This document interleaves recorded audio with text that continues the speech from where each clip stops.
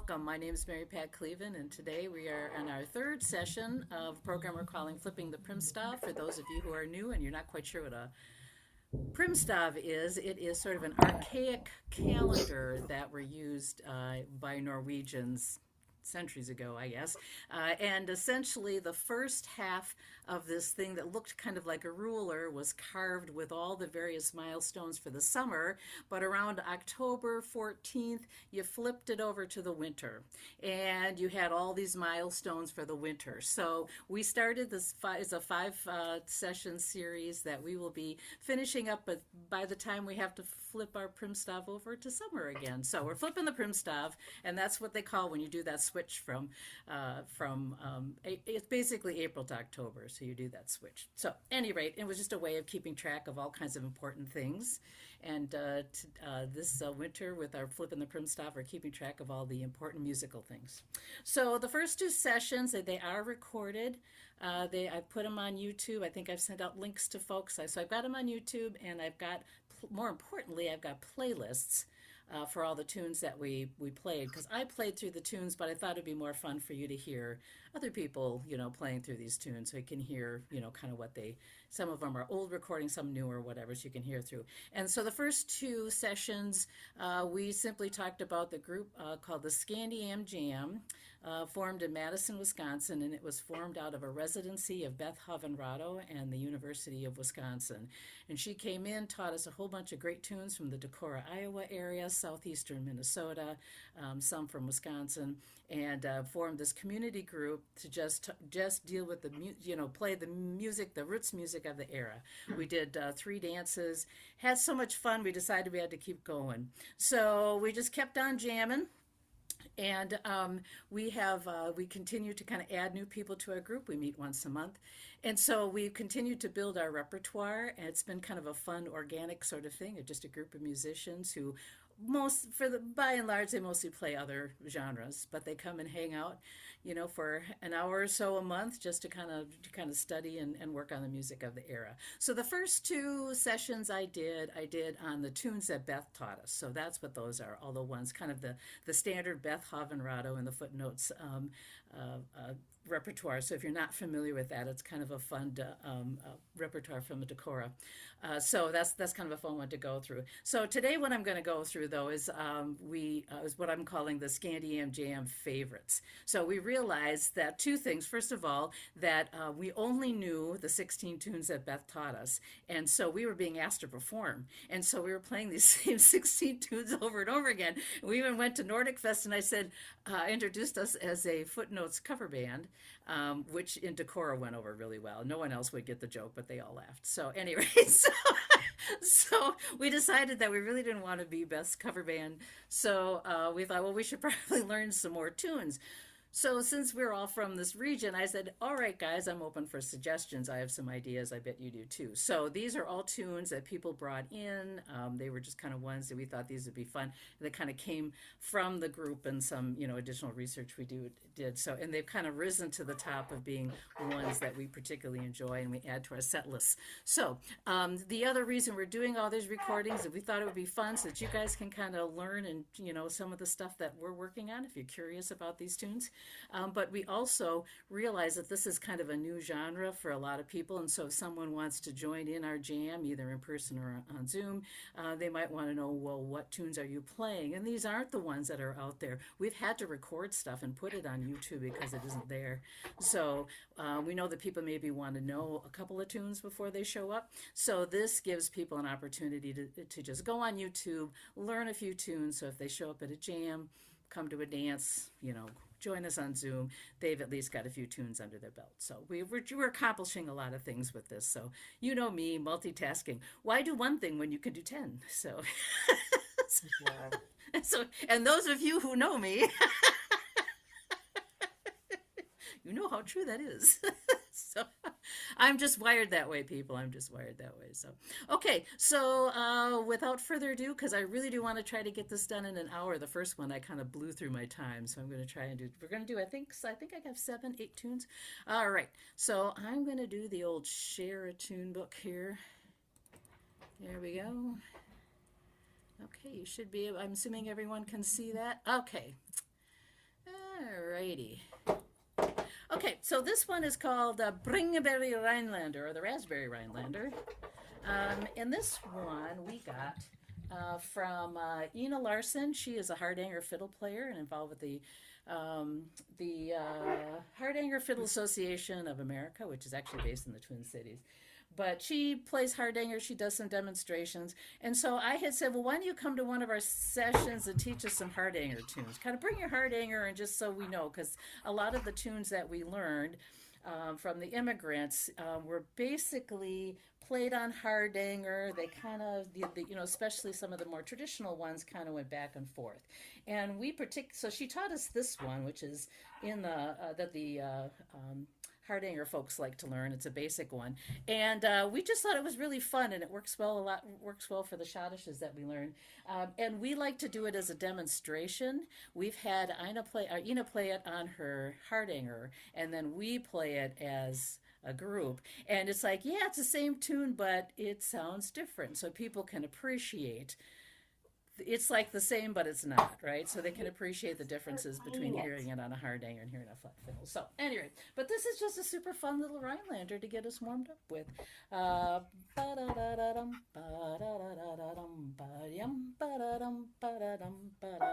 And we love the fact that it had a harmony. We love harmonies. All right, and I'm going to ask everyone to mute. Let me make sure here. Let me go. I'm just going to zing down and make sure I got everybody muted. So... yeah, there we go. Okay. Alrighty. Bringebaer Reinlender. 1, 2, and 1, and 2, and...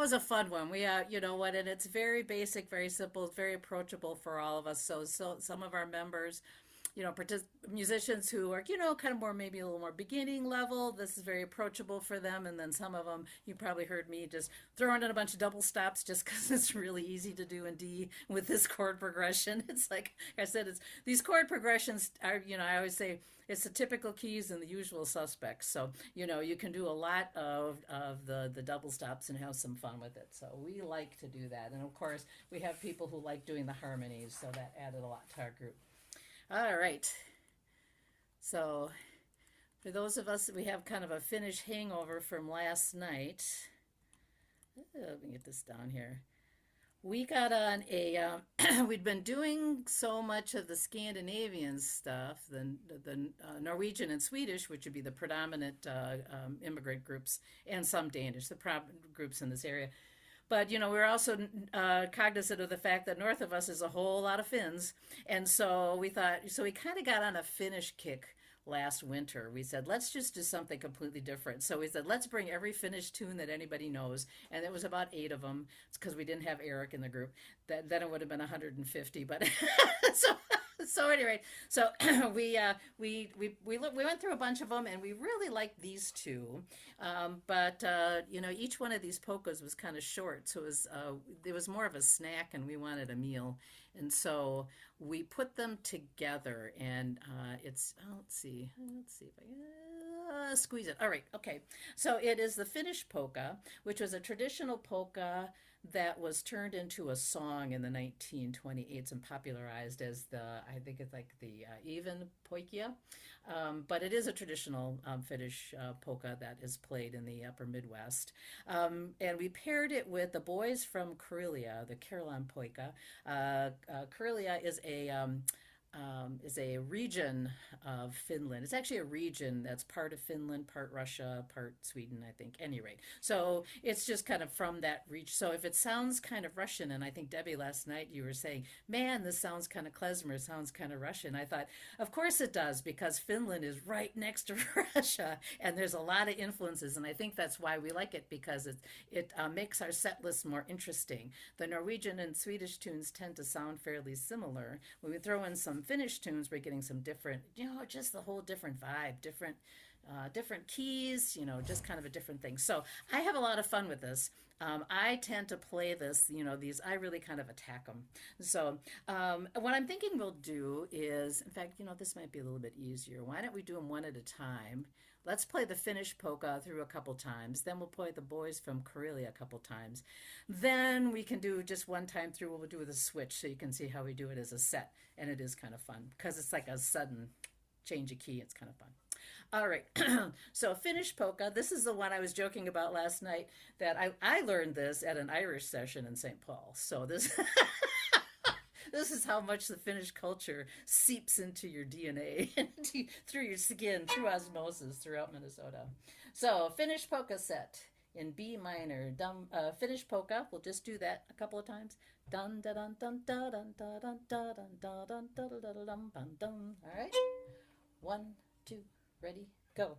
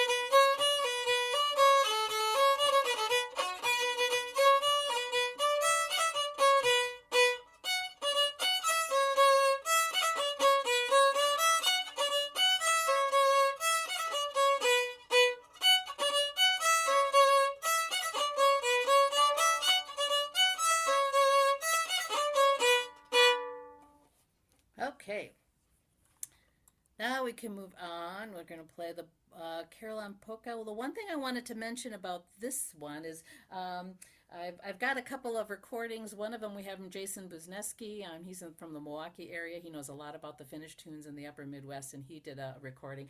But I also made sure to put an Oulu Hot Shots recording. That's a polka band that was a Finnish polka band that was very popular up in the northwestern part of the state of Wisconsin. There's a little teeny tiny town called Oulu, and that's where they come from. But they've been in Smithsonian Folkways and all that stuff, so they've got a lot of great stuff, and they're just fun to listen to. So I put their recording up on our playlist as well. But I also, this one, I'm just going to play it straight, but we'll play it through a couple times, but then I'll also just kind of demonstrate how the Goose Island Ramblers played it. So they did a little bit something different. But now we're going to move to G major. We're going to go from B minor to G major. Dun, dun, dun, dun, dun, dun, dun, dun, dun, dun, dun, dun, dun. So you can get, as you can get that nice, fun Russian, just let it all out kind of a feeling on this one.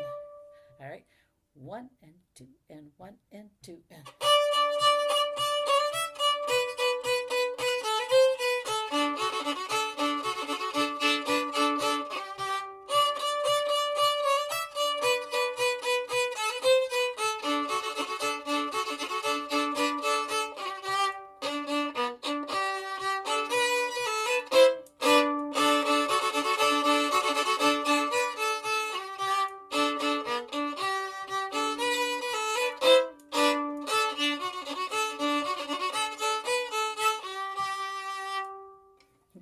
So just something fun for those of you who really like to add a little stuff.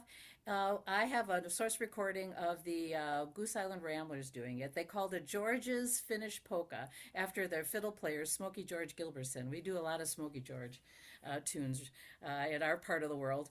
And in the second part, the B part, dun dun dun dun dun dun dun dun dun, dun, I will play that to demonstrate how they played it there. Hey, hey.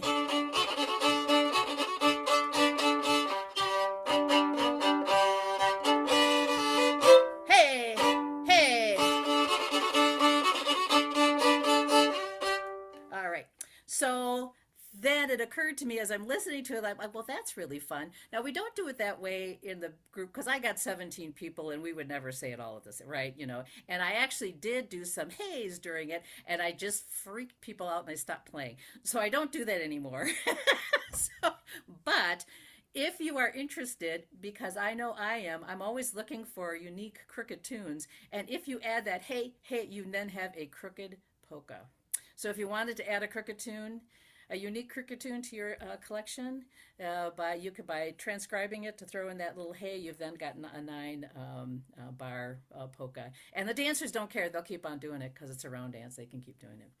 But we know that it's a crooked polka. Alrighty, so let's play through. I just want to have some fun, have you experience the little change we did. So let's just play once through Finnish polka, once through Caroline, and I will yell out switch when we get to the part where we have to switch. So 1, 2, ready, go.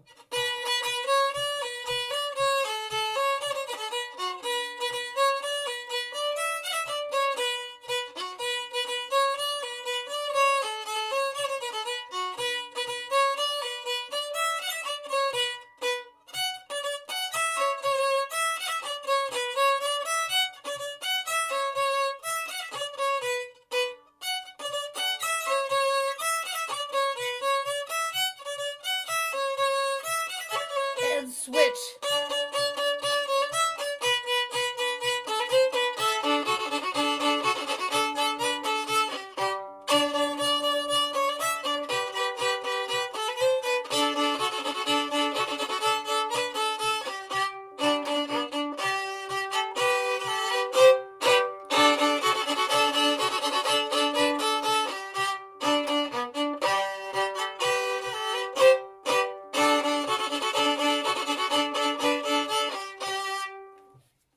There you go. So fun one. All righty.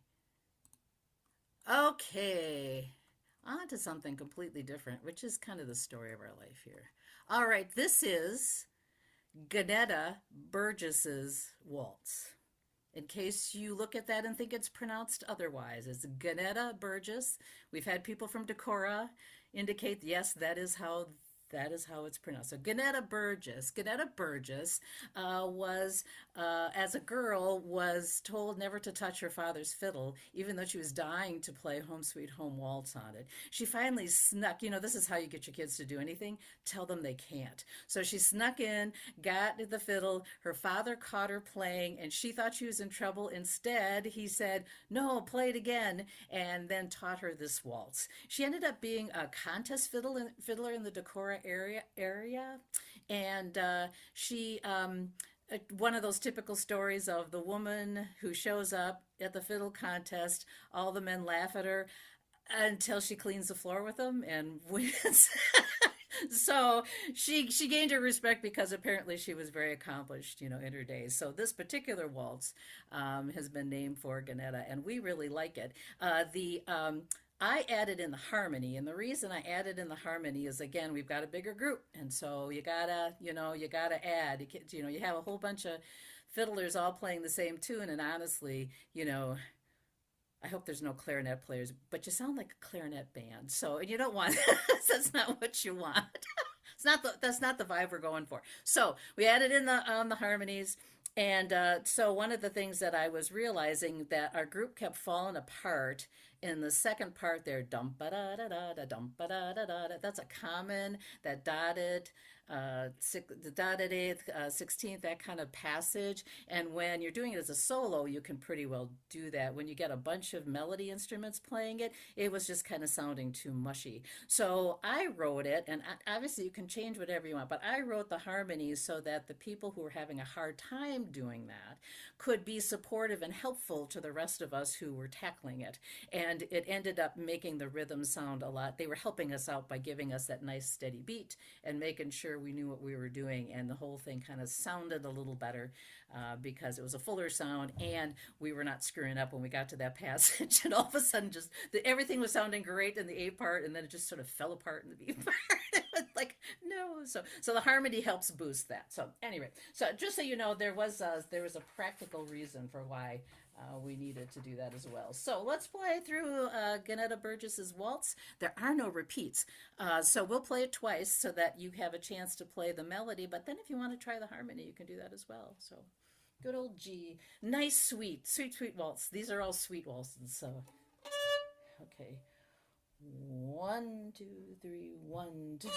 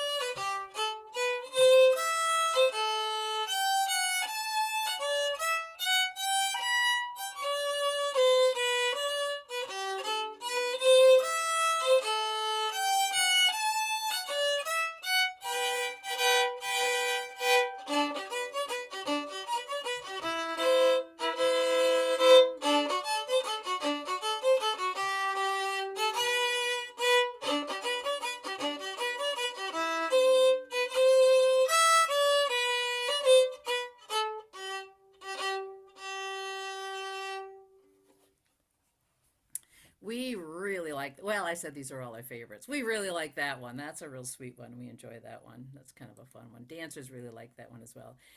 Another sweet, got a bunch of sweet, because I did in alphabetical order, not in set order, so, because that's just how my brain sort of works. Although it's really funny, and when we print out our book, it doesn't exactly come in alphabetical order, and I haven't figured out why. And so that's sort of the joke around we have kind of an almost alphabetical order for our book. You still have to hunt a little bit. It's in the approximation of that particular letter. All right, so Hazels Waltz. So this one, and the Genette's Burgess's Waltz, that's in, there's a CD that I think some of you probably have listened to. It is on YouTube. It's called My Father Was a Fiddler, that Beth Hovenrod on the footnotes did maybe, what is it? It's been maybe 15, 20 years already, perhaps. So if you have that, the Genette Burgess's Waltz was on that CD. So. All right, Hazels Waltz. So Hazel so Beth has been kind of on a kick of naming waltzes and giving credit to women where credit is due, and there's a lot of credit due. So Hazel Omot was not a musician. Well, she was a backup musician. She wasn't a fiddler. She played like the piano. She was kind of the woman who just made sure a lot of things happened. So she was like the behind the scenes, kind of kept a lot of these things going, and of course never got any of the credit. So when Beth was reviving this particular waltz, she named it after a Hazel, just to make sure she got her credit. At any rate, this one it probably would have been AABB, but Beth just decided that she liked it AAB. So we play it that way simply because we play Beth is sometimes hired by the university to come back to Madison, and we're kind of her backup band. So if we play this with her, we got to play it the way she plays it. So this is the one I haven't changed, but I'm telling you, if you're not playing with Beth, play it however you like. So if you like AABB, go right ahead and do it. But we do AAB. This is also, and the next waltz, these are two waltzes that have also sort of seeped into the old time scene in the Madison area. So if you go to an old time jam and call Hazels Waltz, they'll play it. Same thing with Olga Bloms Waltz. So I can't remember if they do AABB or how they do it, but at any rate, so just know that if you hang out in an old time group in Madison, this is starting to go beyond the walls of our Muso Madison jam space. So Hazels Waltz, the I did the harmony on this one too because it just needed one. So sometimes a tune just calls for one. But this has become a favorite. Another really nice sweet waltz. Hazels Waltz. We'll just play it through one time. AAB. 1, 2, 3, 1, 2.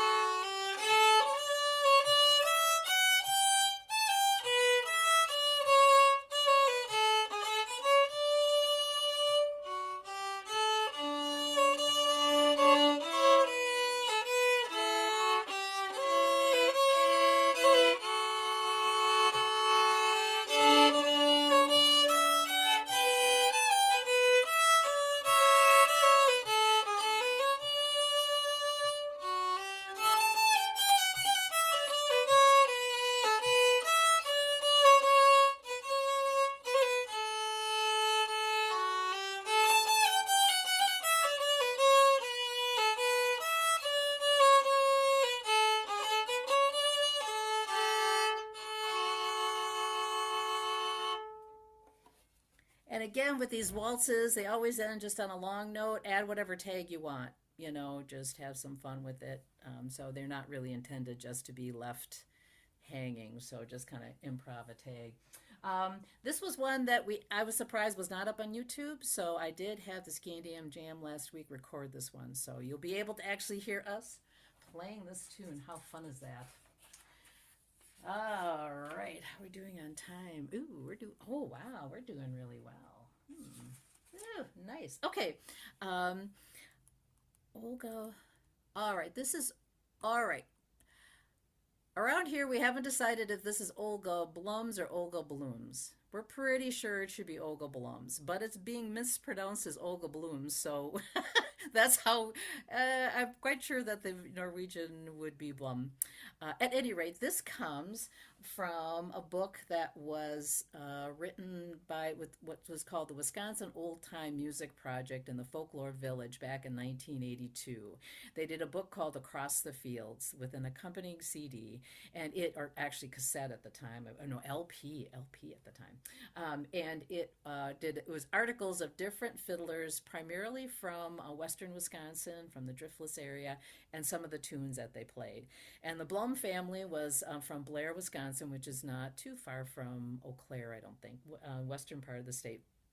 And so they were pretty prolific musical family. So they don't specifically mention who Olga is, but we're assuming that she's probably a matriarch of the family, or not. I don't know. Someone liked her. They named the waltz after her. So we're not exactly sure who Olga was, but we're assuming that she's connected with this very musical family. So at any rate, so this comes from that book. We have some people may know of John Lamancusa. He runs a site, I can send that link out to people, that he collects all different kinds of fiddle tunes. He's got a website. So Debbie, John Lamancuso is the person that Rob Ross looks up to. Okay. So, oh my God. I know. It's like I know. So he was, okay, so what's the guy's name? It's Laman Kusa, Lamancusa. It's on the bottom of that page. I think I've given an attribution. Yes, And of course so it I'll is. send out the link to his website. He does a lot of collecting of tunes, of transcribing tunes. And so it was originally, I believe, from Pennsylvania, but he's a retired engineering professor. He's moved to the Madison area. And so he's picked up a few of these tunes. He's kind of thought, he's a very eclectic person. He's picked it up. So he did the transcription of this. So it's in the book, but he transcribed this. And the harmony was written by the guy who edited the book. I personally would change it, and maybe at some point I do some changes. Because of how it is 1982, we have different tastes. So but at any rate, so but John Lamacuso has transcribed this and put it up on his website, which is one reason why it's starting to come in some of the old time circles around Wisconsin. People are starting to play it because a lot of people play whatever John transcribes. So because like I said, he's the Rob Ross of Madison. So if you transcribe it, we will play it. Right. And it's kind of fun to have a waltz in C. We love being able to bounce around in different keys. So again, that's something that's not typical of most old time stuff. But we love bouncing around in keys. We can.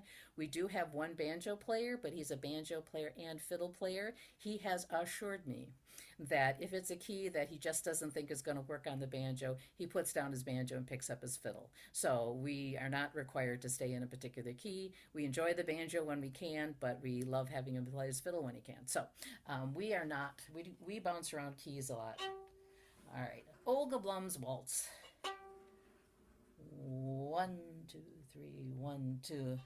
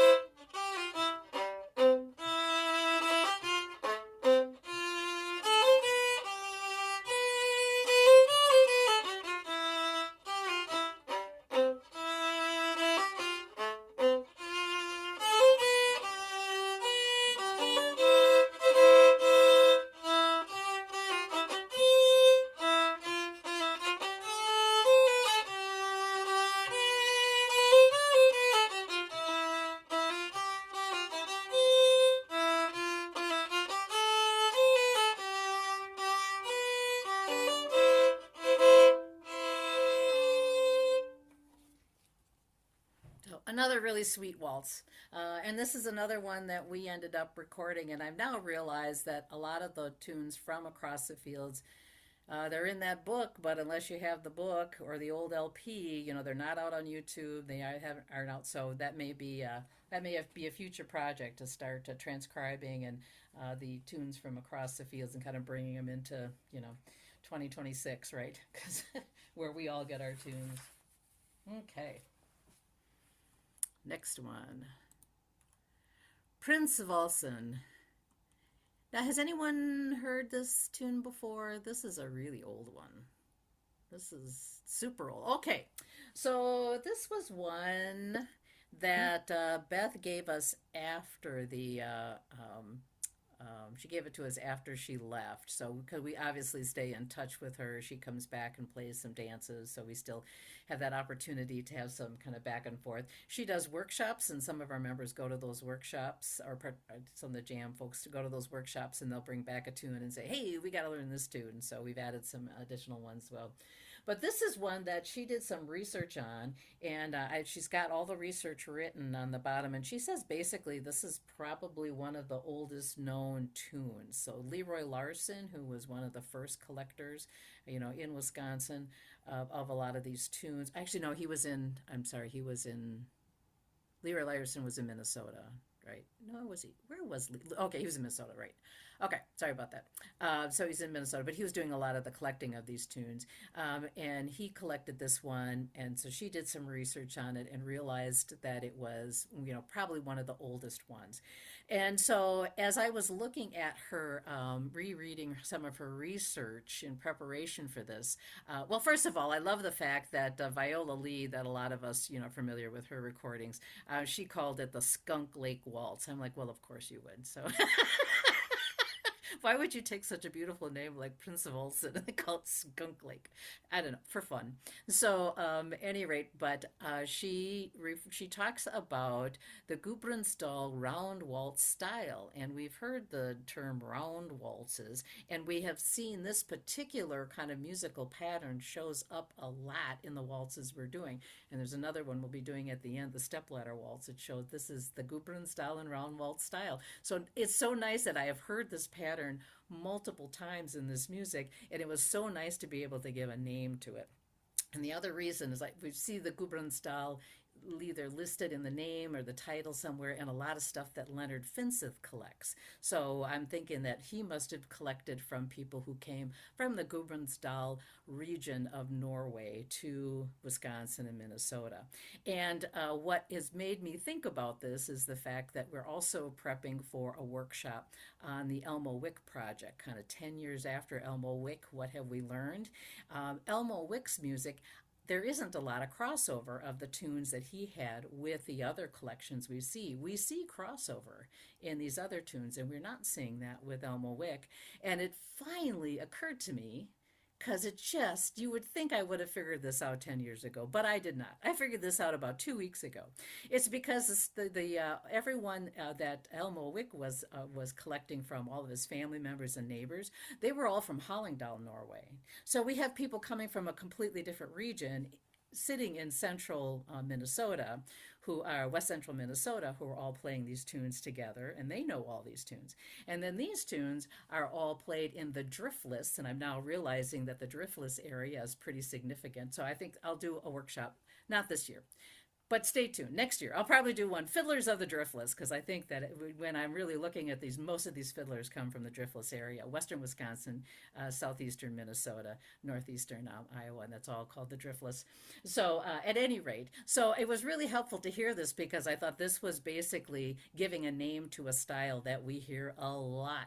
So if you learn how to do this particular pattern, then man, you got 90% of the waltzes, dun da da da da da da da da dum ba da da da da da da da da dum ba da da da da da da da da dum da da da da dum.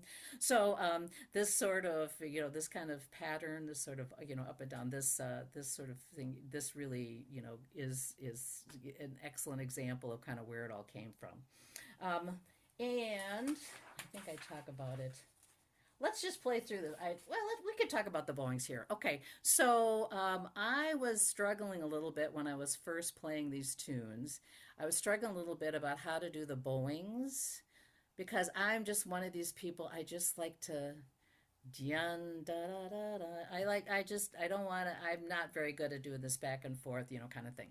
So Lynn Dixon, who passed away just recently, and so she is the one who said, well, I always do down, up, down, up, down, up, down, up, down, up, down, up, down, up, down, up. So it gives that nice, it kind of fits in with this sort of rhythm of this round waltz.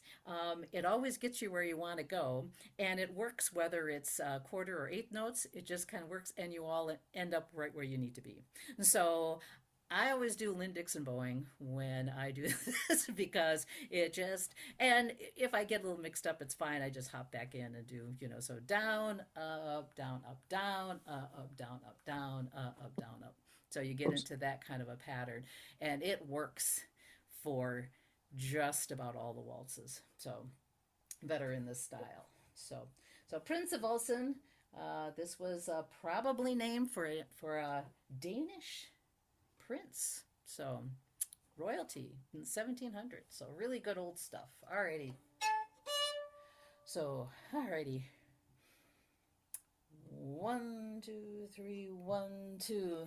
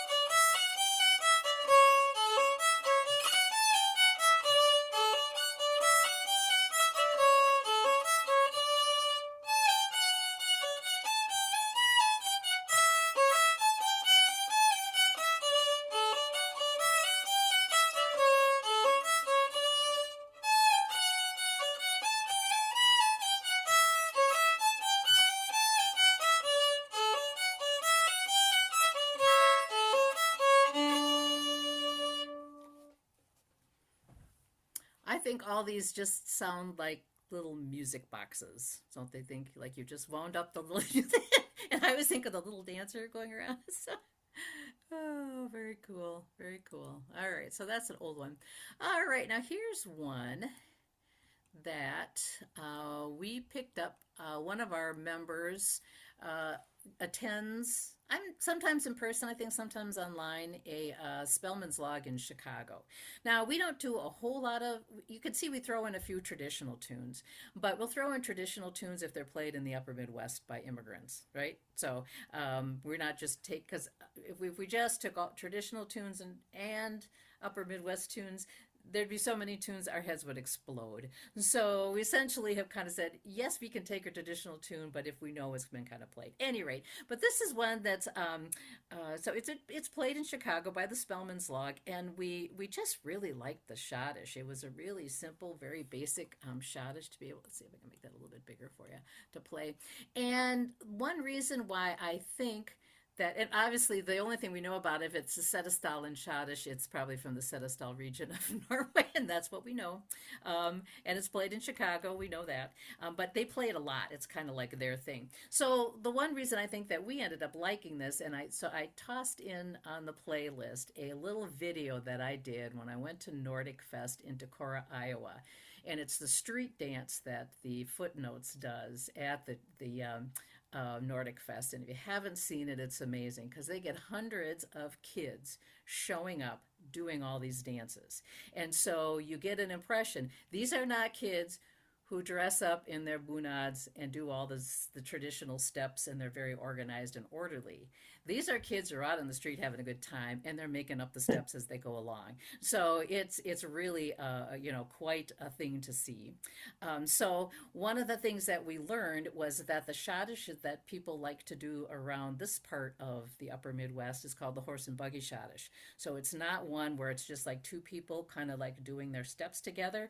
It's four people holding hands, making up what they're going to do in the next steps. So when you see them in the street dance, if you take a look at that video, you'll see them kind of crashing into each other, laughing. Some of them are clapping. Some of them they're all doing different steps, but they have two couples. They're walking along like a little box, and the couples in the front has to somehow get to the back. And how they do that within those steps, they can choose how they do that, and they do that in various different ways. So it's a very freestyle kind of dance. So to the musician, it taught us that in order to do this particular kind of Schottis somewhat successfully, is the Schottis has to be really simple and really basic and really obvious. We have to get absolutely obvious rhythms to those dancers, or they'll be falling over each other. The other thing that we learned from Beth was I asked her about Schottis tempos, because I'm always kind of fixated on tempos. I asked her about tempos, and she said that the tempos are a little slower depending on the surface of the dance floor. And in this case, it's a street. She says, you don't want anybody to hurt themselves. And so she said, if it's definitely in the street, you'll see that you can hear in the particular shot, she's doing the flop-eared mule Schottis, which is also a very basic Schottis. And she's taking it at a very nice, relaxed tempo because she really doesn't want anyone to break their ankle. And the same thing on a dance floor that might be a little bit rougher versus you might be, inside in a gym or something like that, then you can take the tempos a little faster. So I thought that was actually, really helpful. That was very helpful advice. So this was just a fun tune that one of our members brought, and we ended up becoming a favorite because it just fits so well with the horse and buggy Schottis, and we could play it and nobody would get hurt. So we thought those were all, so health and safety is a primary concern when you're playing some of these tunes. So at any rate, so take a moment. It is not a super long dance video. I purposely did it so you could see a sample. So it's a sample of the Schottis, the polka, a two-step, and I think one of the specialty, the butterfly, I think I did. So you could just see just like about a minute of each one, but it gives you a sense of what kind of dances are done. And when you get these mobs of younger people that are doing these, it's pretty fun to watch. So it isn't what you think it is. It's not what you would normally expect is all I'm saying. So, all right. So this is a fun one from Chicago. Bum, ba-da-dun, da-da-da-da-da-dun. Also came with harmony. We love it. We love it. 1 and 2 and ready and go and.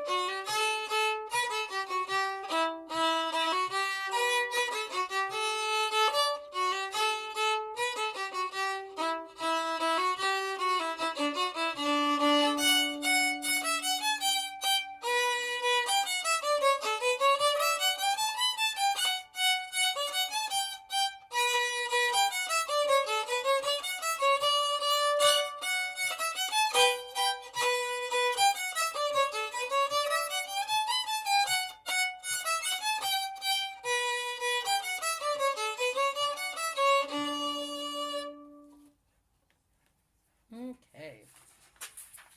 All right, that was a good one. All right, one more tune, and then we can open it up for any questions. All right, so I was talking about that Gubernstalen round waltz style. Well, that's exactly what this is, and this one is called the Stegen Waltz or the Stepladder Waltz.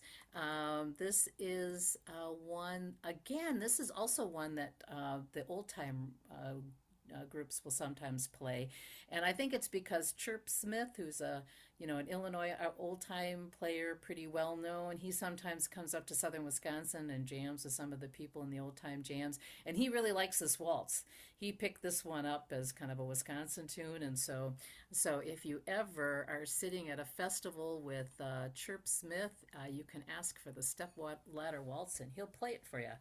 Really fast, but he'll play it for you. So this is when in the notes previously on Prinsevalsen, when they talk about the Gubernstall round dance style, that's what this is. And in fact, there's another tune that I haven't put in the book. It's called the Tobacco Setter's Waltz.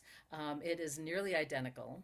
And so it would only confuse us. It's in a different key. The A part is the same, basically the same thing, only in G, and then the B part is different. But we would never know which tune we were playing. So I have not put it in the book just for people's mental health.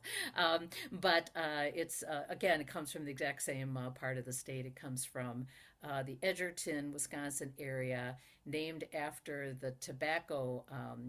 They actually grew tobacco in the area. They grew the tobacco leaves that they wrapped around cigars. So apparently in this, you'd think it was too far north for tobacco, but apparently that type of leaf was successful. So it was named for the people who planted those tobacco plants. All right, so this is the Stepladder Waltz or Stegen Waltz, and it comes from Bruce Bullroyd, and I'm going to be talking more about Bruce and the Goose Island Ramblers in our next thing. I'm going to actually dedicate the whole thing to Goose Island Ramblers.